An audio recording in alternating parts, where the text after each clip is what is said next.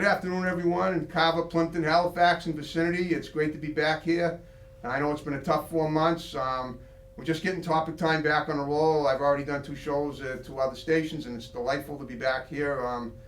And so I'm welcoming myself back, and we have a great show tonight. And we're going to just pick up right where we left off. I have some lesson underwriters. I got to read them off, and then we will get to the show. We don't have too many, but they know how great it is, and they're glad to be back with me. So here we go.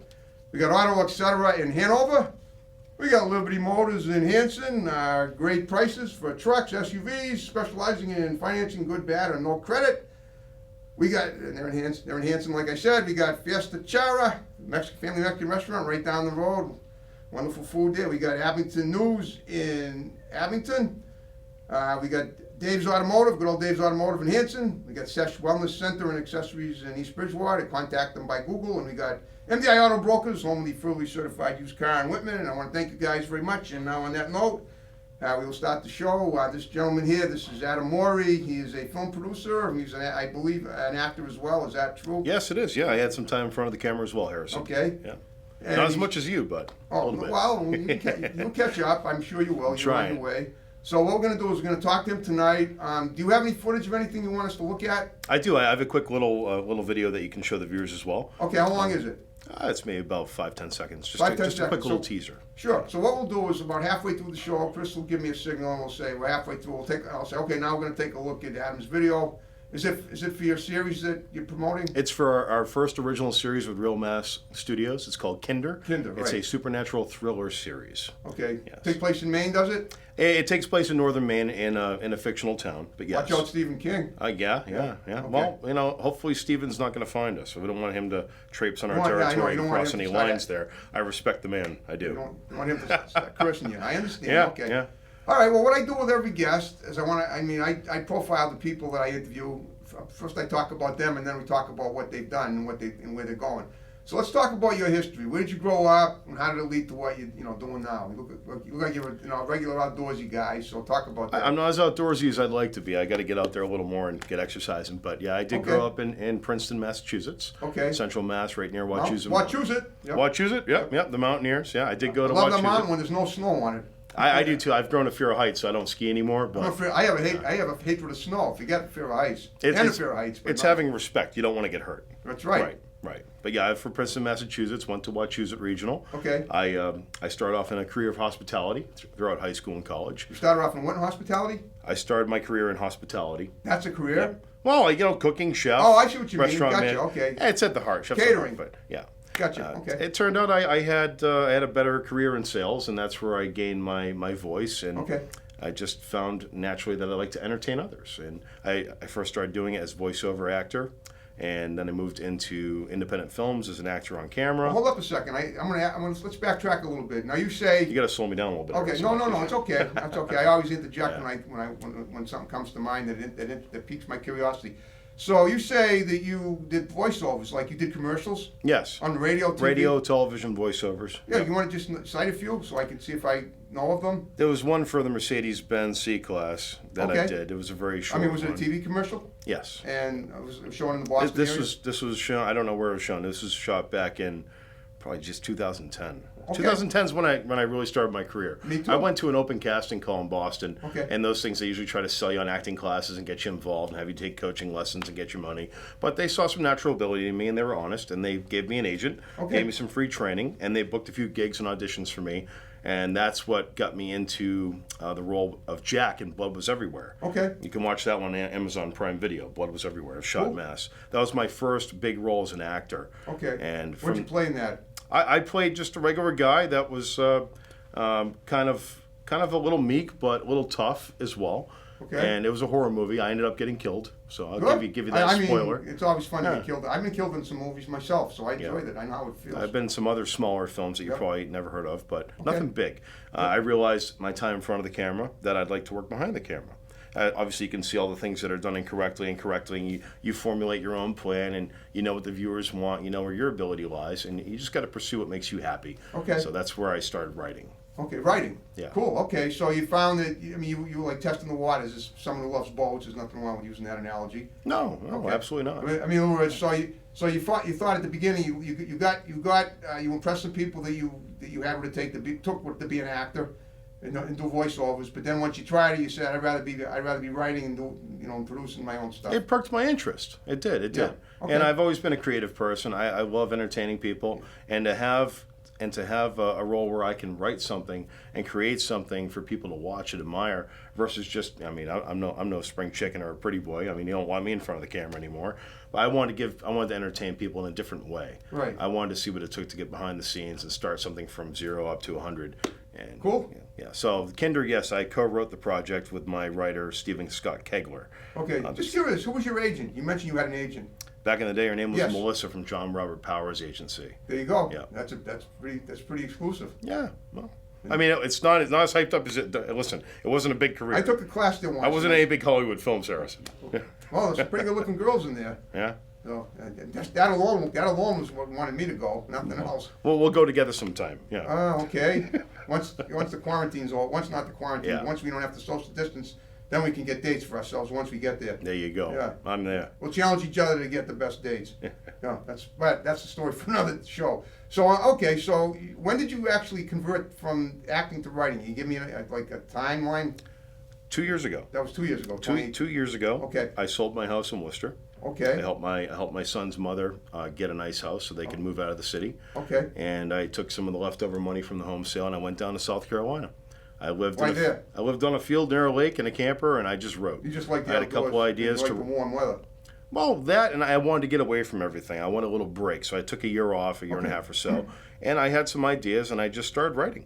And it turns out that I wrote 2 or 3 projects in the last year and a half. Yep. And one of them right now is Kinder. That one's going to start filming this weekend. That's Kinder. Yes. All right. So you actually haven't started filming it yet. No. Okay. So the script that you sent me was that the opening script? Is the first part of Kinder, the very first part? That's season 1, episode 1. That's the the pilot. very first Yes. part. Yeah. That's the inaugural episode. Yes, sir. Okay, got it. So when are you going to start filming that? It's going to be. Because you have that girl Peyton coming down. She's 11 years old. She's coming down from Albany, New York. Yes. And she's going to be filming on that at that time. Peyton O'Kelly. We saw her on. Yes, on I the- did. You sent me a picture of her. We found her on the Discovery ID series of John Wayne Gacy. She played his niece. Wow. Oh yeah, Yes. I saw And that. yeah, she That likes was playing her. creepy roles. She's a 11-year-old girl, highly trained professional actress. You know what? When you think about it, John Wayne Gacy's niece was very lucky because all John Wayne Gacy liked were boys. Oh, Jesus. I know that's digging a little deep, but let's Yeah. face it. I mean, but on the other hand, I mean, that's what a great role for her. And it's funny because she came down and did a project with us. We had an open casting call for a short film Yep. called The Longest Ride. We filmed that about a year ago, and her Okay. mother brought her all the way down. And then she was 9 then. This was 2 years ago. Yeah, Okay. yeah. Mother brought her all the way down. We did a quick 15-minute short film for the festivals. Wow. And she was so good. The girl could just cry on demand. She'd stop, she'd laugh, she'd giggle. Just very good in front of the camera. Fall direction very well. I was very impressed with her professional ability as an Wow. actress. I said, wow, this is better than any adult actors that I've worked That's with. incredible. So Scott and I sat down and we thought about writing something called the Good Listener, where a child's third eye opened up and she got these natural abilities and supernatural powers. Okay. And that kind of evolved into Kinder, where A little bit like Firestarter with Drew Barrymore all those years ago. kind of like that, yes, Okay. yes. And it was only going to be a short film, but Scott and I, we got together and collaborated. Yep. And just watching her audition tape for that one, that gave us the idea of having a woodsy setting where she had some kind of a supernatural overtaking or disease or this possession Okay. that comes and goes. And we tied it all the way back to about 400 years ago. Okay. The story's premise is 400 years ago? You mean so people going back in time to 400 years ago? no, I didn't go back in time, Harrison. Yeah, but I did like Back to the Future. Well, the reason I'm asking is because I read the script and it looked like it was present day. It does take place in present day. Yeah. But the story and the backstory behind Kinder Oh, I see. is that this is a karmatic revenge that's coming back. It's a demon that's coming back to wreak havoc, and it seeks to possess little girls and annihilate and kill and murder any person tied to the bloodline of the family Okay. that existed and ran away from Old Salem, Massachusetts during the colonial times. Wow. So we've written this in where this demon Alastor, okay, this families were practicing bad satanic things and hurting kids back in the day, and that was the catalyst to what happened with the Salem witch trials. Right. And that family ran away from persecution, went up to northern Maine, and made their own little village. Did that really happen? It didn't happen. Oh. We're tying it into that Okay. because it kind of makes sense. Yeah. Now, it gives the audience something to follow. Right. Now, it does tie into the witchcraft a little bit. If you watch a few more episodes after the first one, you'll see how it ties in. Okay. It does jump back and forth 400 years. But this family stopped their satanic practices, and the demon they were serving is very upset. And it's come back for revenge. And it starts with Peyton's character, which is her name is So she Harper. gets possessed by the demon? She does. She Okay. finds a little necklace in the woods, and she gets possessed by Alastor. Okay. And The demon's name is Alasco? Alastor. Alastoid? Alastor. Alastor? Yeah, Alastor, Okay. yes. Yeah. Kind of like Alaska with a store. With an OR, yes. Oh, I got it. Okay. Alastor. Yeah. Alastor. Yeah. Or Alas. Sad Alas store. Got it. Okay. Fine. So the Cool story, name. the first episode, yes, it Okay. does start with a couple of guys hiking in the woods, and that's the first step. Now, this little supernatural illness thing that's happening with her, it starts getting widespread. More girls start getting it, wearing the necklace, and they catch the illness as well. Wow. And 400 years, you've got a town. People grow up, they have kids, they move out, it expands, people move in. So the family that moves up there is not just there isolated anymore. So naturally, they need to go further out. Right. And you're going to see as it progresses in season 1, you're going to see this progress outwards, kind of like The Walking Dead did. Okay. In the first season, where the outbreak started happening, moving outward. This has a very similar flow to The Walking Dead. Okay. But it has a little bit of what's the name? Stranger Things. Yeah. Has a little bit of Stranger Things attached to it as well. And a lot of the. Well, I read that some of the dialogue was really crazy. I loved it. A lot of the names that are used in this, and a lot of the events that happen, locations, Yeah. they're actual events in places that happen in Old Salem. You did your research. I did, and we had to write a whole book of laws and rules and religious rituals, things like that. So it's quite involved. It's quite Right. involved. So how long did it take you to write this? I mean, now, are you still writing it now, or is it? We are just still ready- writing it. You We're are still almost writing done it. with season 1. Okay. We're filming episode 1 next weekend, but we started about a year ago. About Okay. a year ago, this just came as an idea. Just curious, how did Peyton get started in acting? Just give me a little synopsis of her, will you? I'm not sure how she started. I'm not sure. You're how not she sure how she started. started, okay. Now I'm pretty sure her mother Jen got her into modeling at first because Yeah. she is a poster child for a couple of clothing companies out in New York Okay. City. So she started. I think she started as a model. Then she started doing acting. Cool. But Peyton was the inspiration for this whole thing. Just That's what her I thought, audition yeah. tape for another project gave us these ideas, and that's how we get inspired as writers. You sit at a bar and talk to someone. You talk to a kid. You talk to a guy, friend, whatever, and you hear a story, and it just sparks an interest. Yeah. And you find people in your own life that you can relate to that might make sense in that scenario that they're talking about, and it just evolves. So this is evolved from an audition tape from a little girl. Wow. Which is crazy. It is. It's I great don't- though. I always say and everything happens for a reason. I can't tell you where I get all the inspiration from thereafter. It just, once you start one page, you just feel it and you keep going with it. Yep. And you hit a little bit of a writer's block, you move back a little bit. Guess what? We're That's halfway through the show. Why don't we take a look at that little clip you were telling us about? Let's take a look, yeah. Let's take a look. Okay, we'll be right back, and keep watching, and here we go.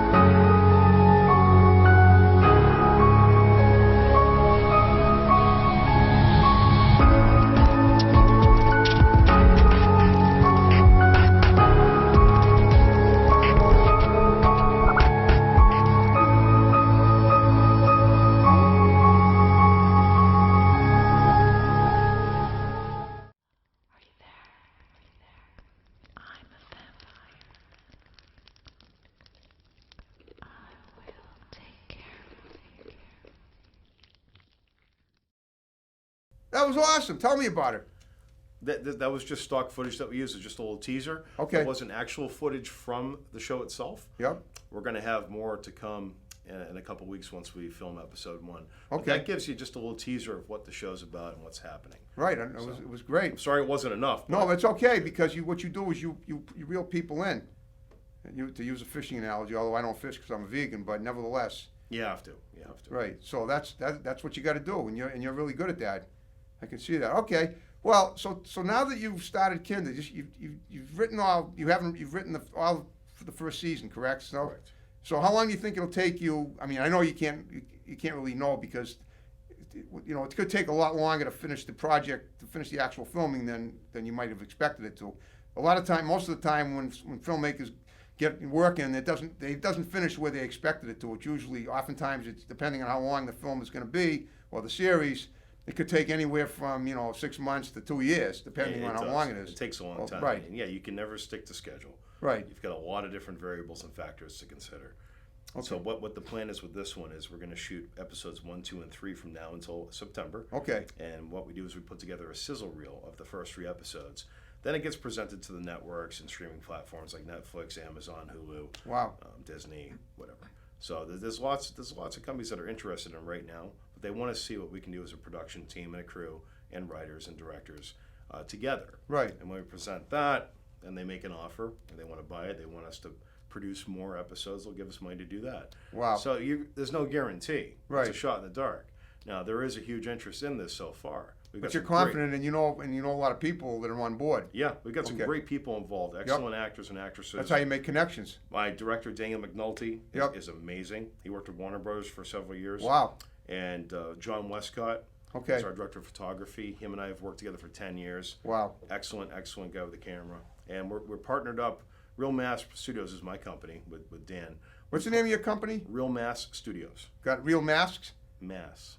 Real Mass. Like what we're wearing? Massachusetts. Oh, Mass. Real Mass. yeah. Okay. We have to sit far apart so it's hard to hear each other. No, here. I understand, Yeah. but that's why I have to repeat. That's Yeah. that's fine. We teamed up with Bear Walk Studios on this as well. Okay, where are they Brian- located? They're located in Boston. Okay, they're in Brian Boston. and Daniela from People. Bear Walk Studios is helping us out on this one. It's in collaboration. So Okay. I'm really excited to work with them. They're a really professional crew. They got some great equipment, good personnel. So this will be a nice professional production. Okay, going back to your history again a little bit. Where venues have you worked at? I mean, you went to South Carolina, but have you ever gone to New York, L.A., anywhere in between the United I States? visited LA. I mean, okay, that's fine. But have you ever done any shooting out No, there? no. Okay. No, strictly Okay. Everything East so Coast. far, it's all been on the East Coast. Yes, this is my first big project as an executive producer. Okay. Yeah, I'm Wow. a co-writer on the project. I and caught you in a rift. I love it. Yeah. Okay. So this is the first one I've done myself as a producer, and let me tell you, I didn't realize how much work it was. It's a lot of work. Yeah. Really, you didn't realize? I did not realize but you're what up the for it, producer had though. to do. Yes. Okay. I always thought the producer just was there to make sure, maintain, get things done on set. But no, there's a lot of behind the scenes work that you don't see a producer doing. Okay. Organizing schedules, auditions, picking up actors, budgets, planning, locations, permits. There's a lot to it. But I embrace the challenge. I do my best work when I'm under pressure. And that having been said, tell me about your staff, the people that work. Not just your actors, but the people that work for you. The Staff are great. I got 2 right here. I got Jim Oh, these the guys Greek work and- with you too? Yeah. Jim the Okay. Greek. He's a PA on set. He runs transportation, takes Okay. the van, picks up food, equipment, whatever. Mike is one of our PAs as well. He directs traffic and makes What is sure a people PA are on set. exactly? A production assistant. Production assistant. Got it. Production Okay. assistants are there to help out on set, run Yep. wires, cables, hold lights, run to the store, get extra equipment or batteries, whatever's needed. Okay. And they're my go-to guys. They came down here today. They cleared the schedules for the show for us. Okay. I love them. I couldn't do it without them. That's awesome. There's It's a lot nice of to know them. that you have people that got your back like that. Yeah. Okay. Yeah. So, how many people do you have all told? Would you think? Do you think overall for your On this company? production, we have about 30 people involved. 30 people. Wow. Yes, yeah. And that's production. That's not post production. Right. Post production, we've got another about 5 or 6 people. All right. When it comes to post production, how good are you at editing? And I'm only asking that because I'm sure you're very good. But I I'm mean, not we good do at- have to I we don't- do have to get cut to the chase. I Unless, appreciate- find out whether you have other people doing it for you that you feel that are better at it. And that's, believe me, I suck at editing. So because I've tried it myself. I've done it a few times, and I'm so glad I'm a talent, not a tech, and I got other people that do it for me, like Chris here. So. Explain to me. I can share that sentiment as well. Right, I'm that's not, what I I'm thought. not built for it. I've tried it myself, and I put some stuff out there. And people in the industry that know good editing and watch polished productions, they can tell right away it's an amateur thing. So I try to stay back and just delegate, keep the relationships with people. John Westcott's going to be helping with some of the editing. Okay.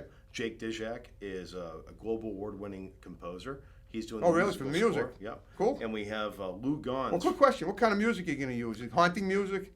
So Jake does Classical? Jake does the score. He does like little instrumentals and behind the scenes when people are talking. And I understand. What I'm asking No. you is what type of are you when you have a film production, you want your music to kind of coagulate with what's going on. So what kind of music do you, that having been said, I want to know what kind of music do you plan to use? Is it going to be like haunting? Is it going to be like that, like scary, like jaw dropping? I have an scary, idea of what to pushy? use, You know but what I mean? I have to respect Outrageous? the professional and what Okay. he does. And Jake, I trust him with the soul of this You're just project. gonna let him Once pick it I'm out. done Okay. editing it and I give it to him, I trust him with the soul of the project because I've seen what he's done, what he's Okay. capable of, and he's kind of like me as a writer. Okay. You don't know what you're going to do until you start talking to someone, and things evolve, Yep. and it organically happens. So yes, if there's some setbacks, he chooses the wrong melody for a certain scene here and there, a sound effect. I mean, we can work on that together. That's Sure. fine. But I've learned, and my whole catalyst for and my motivation for doing this is working with people that did not have that ability to pull back and say, okay, I'm not meant to do this part of it. Let the makeup person do their job. Let the special effects people do their job. Let the lighting people do their jobs. Right. Let the musical Trial and composer do error his is the job. way to go. Yeah, if you try to do it all yourself, you're not giving 100% to each category. That's right. And that's where you're going to lose your audience and you're not going to have a great project. Right. And my team, Daniel McNulty, Scott, John Westcott, myself, we've all worked on projects where a director was too strict, too artistic, and it does not sell tickets. It does not engage the audience. You don't want to watch another episode. Right. So, yes, I'm a bit of a sellout, but I want people to like No, my you're not a stuff. sellout. Here's why I asked you, because you're making it clear to me and the people watching the show that you're a team player. I Even am. though- I even- want people to yeah, do what they right. love doing. Yeah. And I think if we all do what we love doing, Right. and we own those responsibilities and those tasks, we're going to make a great picture. We are. Absolutely. We are. No question about it. So, quick question: Did you go to college at all? And if so, where? I went to community college. I went to Daytona Beach Community College. Okay, you Just certainly for picked a 2 warm years. college, I didn't last warm very area. long. Yeah, I was a bit of a rug rat back then. Yeah. Yeah. Did you major in anything pertaining to your current profession? I went there with the ambitions to become a hospitality manager. Okay, that's right. You had nothing to do. At that And point, you I- just wanted to do, cooking and helping people feel better about their vacations, I suppose. Which is what hospitality is. I Or was, running cruises, maybe. I was in it for the money. I was Of looking course to make you- money. you're I all was- in it for the money, I was but- 18 years old. Yeah. Who doesn't? Yeah. And then it turned out that I had a knack for sales. I started in Okay. a phone room doing telemarketing. Then I sold timeshare on the beach in Daytona. And being in sales, it gave me some confidence and gave me my voice. I learned public speaking, Right. how to keep my composure, how to be professional. Were you kind of shy before that, you think? I wasn't always shy, but I was a bit of a chubby kid, and I got picked on a lot. Oh, I know. You I was know? a huge chubby Yeah, kid. I I know, didn't- I I know didn't what lose- it's like. Believe me, I've been there. I didn't lose the baby. You look fat good, till though. I was You're in like- good shape. I'm trying. It's Yeah. I'm trying. You got the muscles Yeah. there. I was out there working on location yesterday. Cool. Weed whacking, knocking down trees, making room for the film crew. Yeah, I figured you It's probably way had out to in the with woods. outdoor, It's these a- outdoor scenes you're doing. You gotta clear a lot of paths. This is a tough location to shoot. We have to run 600 feet of electrical cords off the street to get Wow. out there, and it's going to take. Where is the location? Maine? No, we're shooting in Mass. But you don't want to reveal it or not? It's up to you. I can. It's Sterling, Massachusetts. Which Sterling? Yeah, That's a Sterling. great town. Yeah. Believe me, it's not a coincidence that it's called Sterling. It's a very sterling town. Sterling's a nice town. I It like is. the downtown area as well. I think it resembles the small. I looked at a house there once. It's right outside of Worcester. Great town. It's not a bad little place. It's right off 140 is right near 190. Yep. Highway access isn't far away. Yep. And it's quiet. The, It the is. properties are spread out nice. You have a little peace and quiet and privacy. Yeah. Yeah. Oh, good. Okay. Yeah. So that's nice. And plus, the rest of your cast that are coming down from upstate New York or parts of western parts of Massachusetts don't have to travel as far. They're from all over New York City, upstate New York. Oh, they are? Maine, Vermont, Okay. New Hampshire, Mass. Yes. Tell me something. Do the dialects play a role in this? The main dialects, like, hey, the road doesn't go there. It just stays right here. This one's not going to be shot like this. One's going to be shot with just a Midlander's accent, Okay. very minimal. That it won't have a southern or northern or. I understand. Okay. We don't want to really give a regional Sometimes, right? accent to it. Because the reason I'm asking is because sometimes when you watch a film about the woods or about a certain part of the country, there's a charm about the accent, the dialect that goes with it. Yes. I mean, there really is. And sometimes it's sort of a subliminal thing, but it really does pique people's interest, I think. Because this one is being pitched to networks, we want to keep it evenly toned. We Okay. don't want to have regional accents involved because that kind of limits your demographic and where they can stream it. Okay. Yeah. Well, guess what? We're down to the final 5 minutes. Do we do the snap again? What Well, we'll do the happens? snap at the end. But I'm kind what of I want- nervous here. What happens we- now? I what got to happens- leave now? No, listen. Here's what you do. Here's what I ask everybody. When we get down to the final 5 minutes of the show, I ask all my guests to give shouts out to the people that are going to see the show. Because a lot of people are going to see. You can start with your friends right here because they're seeing it anyway. but people in your cast, people that are, that are part of your crew, your friends, whatever, your son, anybody, anybody that you're affiliated with, just sort of condense the shouts out. And that's eventually how I hope to get more guests. If they like the show, hopefully they'll come on as well. And then we'll wrap it up and do the snap again. So go ahead. All right, Camera with the orange light there, that's your... there's only one shout out that I want to give right now, and it's kind of with a heavy heart. Oh. It's my director, Daniel McNulty's little brother, was a victim he was stabbed several times at the Auburn Mall last week. And Oh, no. He's in the hospital fighting for his life right now. Oh, man, that's terrible. We're trying to help him out. Yeah. So I ask any of the viewers at home, he's 19 years old. It happened for no reason, and he's fighting for his life. And just ask for prayers and thoughts and warm wishes for Brandon. That's what I'd like to ask. Yeah, that's... Yeah, well, I mean, I actually think I saw that in the news. Yes. Something happened in Auburn. I guess that was it. It was very bad. Yeah, That's yeah. my Wow. director's little brother. Yeah.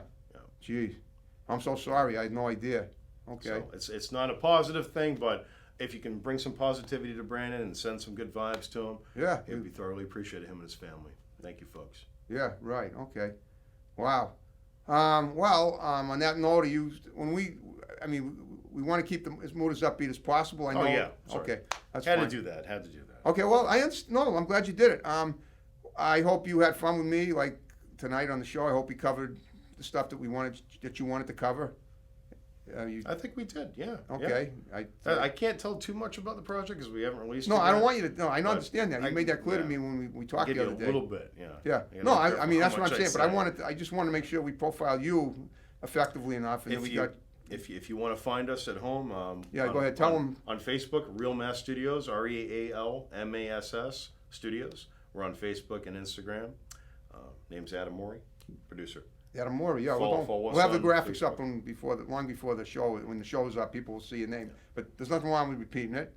In case We're not in it for the fan. in case somebody's deaf watching the show. Yeah. Just, I know. I just want to entertain people. I mean make them blind. happy. What am I saying? Deaf and blind. See, I made a little faux pas there. All right. Well, listen.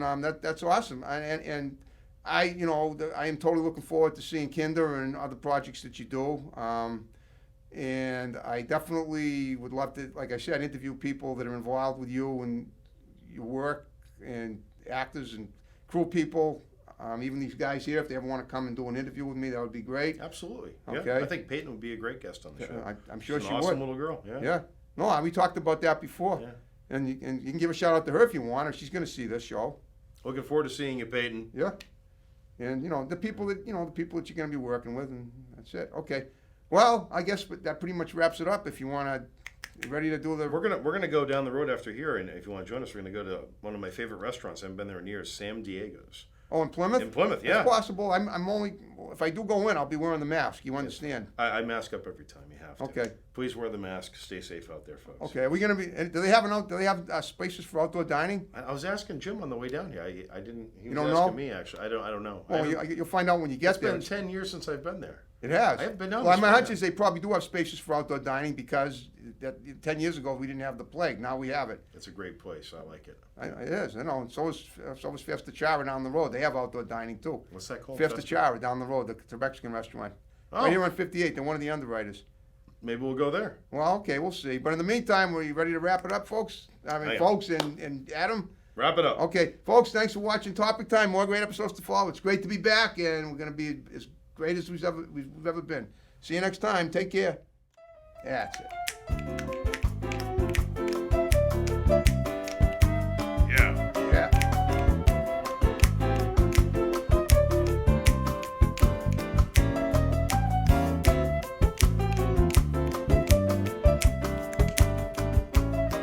Trying. Got the beat. Get it. The beat got you. Yeah. And there it is.